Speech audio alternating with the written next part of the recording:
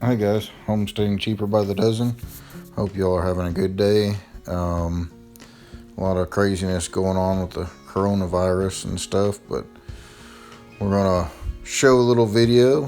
First off, I got Caleb running the drone. For some reason, my controller, he can operate the drone two different ways, and we can operate it off a little game controller like a video game has, or off a phone.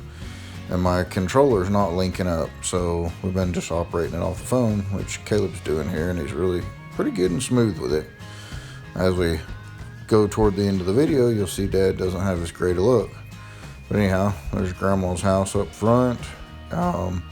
Taking a look down here at the pond, kind of a before and after. Up there in the top left or very far right corner of the field, we've cleared out all those pine trees, got it cleared. That's where the barn's gonna go, up in the top right hand side. And we've cleared all that big bunch of pine trees and got to burn a brush pile there. And then we're going to put down some grass seed hopefully this spring. That's also at the very top of the center of the screen is where we got the tack shed parked right now, and the kids are really loving that. They built a hitching post so they can bring the horses up there, and then put there's old backhoe, looks kind of tiny from way up in the air.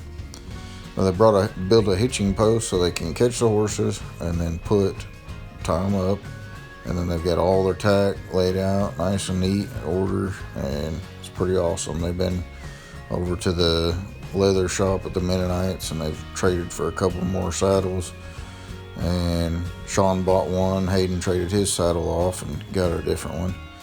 There's everybody hanging out down by the truck. But anyhow, they got plenty of saddles to be riding. We're going to trade some of those saddles on a cow. Here's another shot of before we had some water in the pond, just getting it dug out. This is kind of an older video, but I thought I'd piece it together and get it on there anyway. We still got some trees out there, making a little progress. There's still a few trees left that we've got to go back in and clean out. And here's Dad's lovely flying. There's the pond. It's actually looking pretty nice. Hopefully we'll get some grass on the dam and get it held in place. And then, but you can see there on the side of the screen, it's full to the brim. Just loaded up. I don't know how many thousands of gallons of water. It's probably about 12 foot deep in the deepest part. So I figure there's probably 50-60,000 gallons of water in there possibly.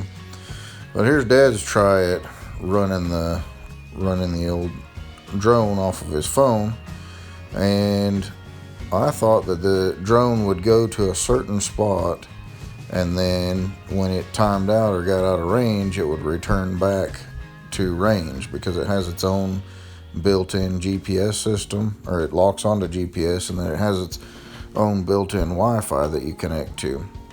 Apparently I was a little bit mistaken as to how that worked out, because as you'll see in the next couple clips here, we started viewing the field, and then the drone had a mind of its own. It just wanted to take off and go hog wild, haywire.